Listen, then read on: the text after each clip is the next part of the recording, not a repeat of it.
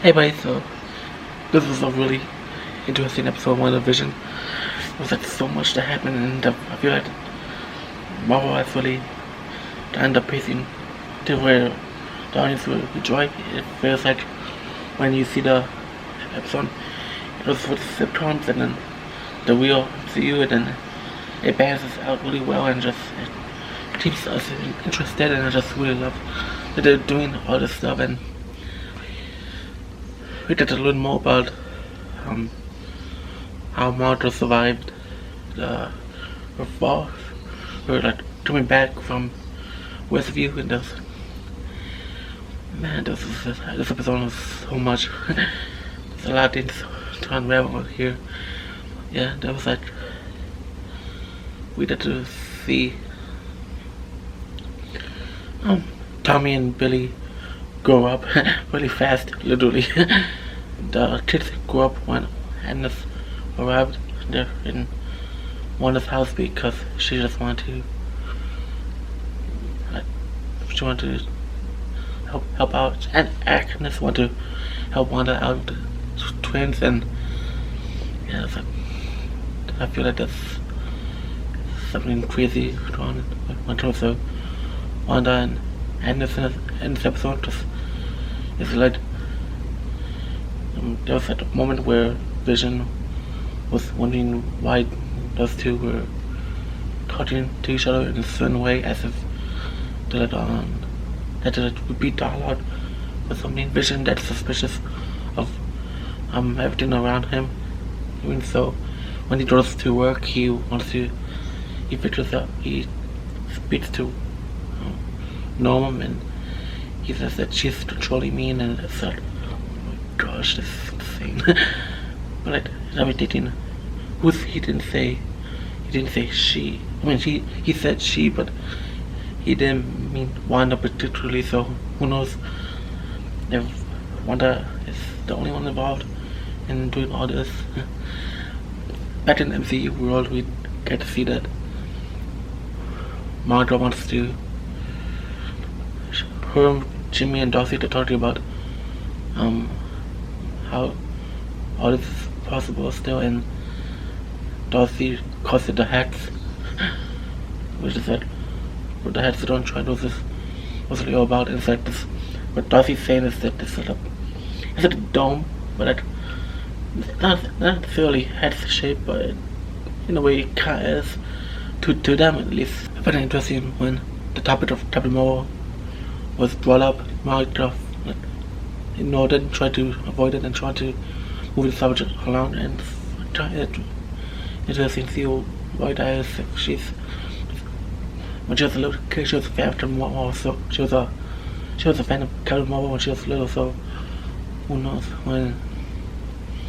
which I find interesting, because when Margaret was a little kid, she was a fan of Captain Marvel, and now it seems like maybe there's some tension between those two. Has to do with her mom or something like that. By the way, Wanda was how Wanda looks like in her WandaVision 80s show. That her fashion is really lovely. I love her hair. It reminds me of her sisters for some reason, and reminds me of the clothes that she wears. Represents a lot of represents to popular 80s shows like Full House and a bunch of other things like that, and also Family Matters of her way to overalls. Yeah, I love that. The lighting is really good too, and her house thing.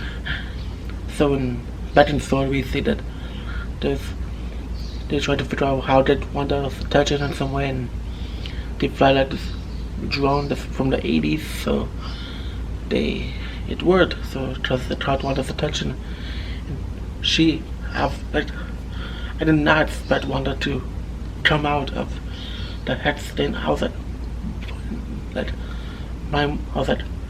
going crazy, like, oh my gosh, she's like, what's she gonna do? Like, she was pissed, like furious, like how the fact that she doesn't want to be bothered, and she has what she wants, and she just had enough. And it turns out that Jimmy Woo and the rest of Sword, they find this footage of her breaking into Sword, and that was supposed to be the end credit scene for Endgame. And in a way, I feel like it's great that it wasn't, because she wasn't in the film that much in Endgame, so to just show that in there was felt a little rushed. So I feel like having knowledge of this now is better than having the fact that the pacing's better. That was better. So I've seen footage of Wanda going into Sword of Daniel Vision's body. Right now is really great pacing, really makes us really intrigued, and the fact that it's like pretty much confirmed that Wanda has Vision's corpse. It's scary. That's scary.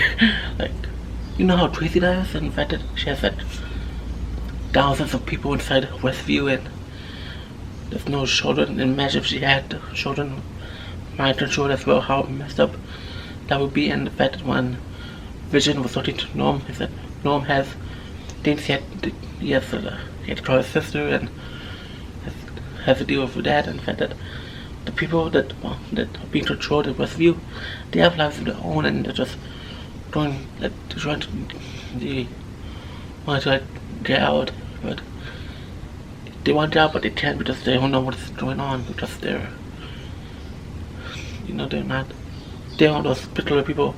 They don't interact with Wanda at all. So the fact that the people in the Westview, they had to, their lives are being paused pretty much, because they're living their lives in Westview and not in the real world. So that's really crazy. Wanda, she got mad, and I thought she was gonna end up, I thought Tyler Hayward was gonna be killed off, because she controlled the soul agents and got them aiming at him instead of Wanda.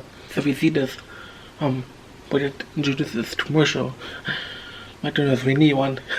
Because after all that insane stuff, after all this craziness, we got a paper towel commercial from this film Schlagos when he made a mess. He didn't mean to. My goodness, they're really pulling our streets on it. That's insane. I watched videos about people talking about WandaVision. One of them said that each commercial represents like one of the Infinity Stones, and who knows.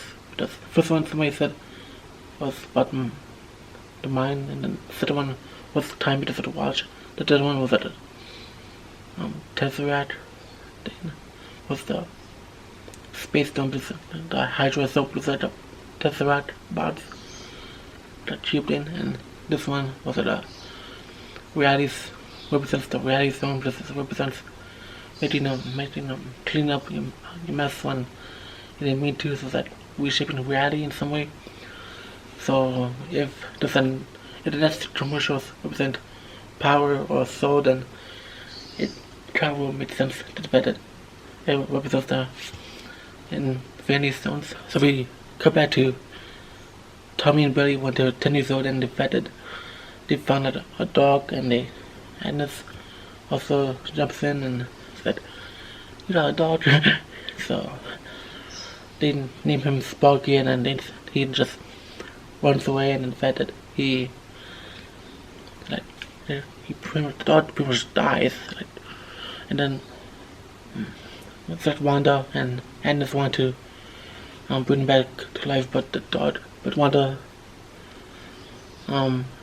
sees Vision approaching them, and so it feels that after all knowing the fact that she brought Vision to life, literally, she feels that she wants to hold back with. She's in a way learning the fact that doing that, bringing people back to life, is a bad thing, and I feel like she's in a way learning. She learned a certain lesson, but I feel like she didn't. I feel like she still needs to learn the fact that Vision should be dead. We have to wait to see how she really brought Vision back to life, because that's something I really want to see. So we see that Wanda and Vision, they're talking to each other, because Vision told her about the conversation that he had with Norm, and the fact that he felt, I don't he felt like he was being mind controlled in some way, or whether it's just in somebody's in his head. So the fact that Vision that's really worried and wants to ask Wanda what's going on, and she uses the threads as an excuse, and then they go to a room and Vision it's like furious, and he said, "What's going on, Wanda? I don't know my own life. What's this?" So the fact that we did see all this go down is that it's safe. The fact that just Wanda just wants to live peacefully, but she can't. She's starting to fall out of place for her, because Vision is pretty much almost headed to up to here type thing, where he wants to find out what's going on and he wants answers. So Wanda is just annoying him in this ways, and then the doorbell rings, and then she answers the door, and it's her brother, but it's Pietro from the X-Men's Pietro. So the fact that, and also in Sword, Darcy knows of Detest Pietro. But yeah, we didn't see that coming. Yeah, so that was like really insane. Who knows what's that I don't know that's not tell us about the future of the MCU, if X-Men will be involved or not. And that in WandaVision we did see how they got here. We wanted to learn more about how Pietro got here, or if he just magically showed up or something. So he was pretty much going to be like the uncle to the her sons. Uncle Jesse tapped in. Yeah, I definitely a solid episode. I really love this episode.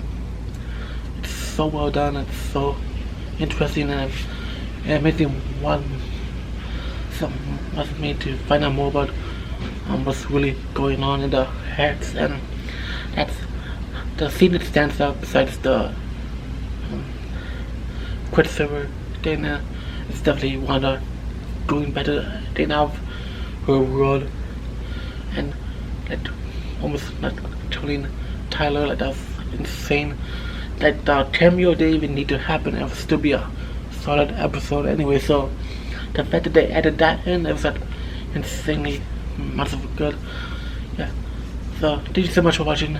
I will do another WandaVision review next week when a new episode comes out. So be on the lookout for that, and you should subscribe right here and over here to see my other WandaVision reviews. If you want to catch up with me. Thank you so much for watching. Bye.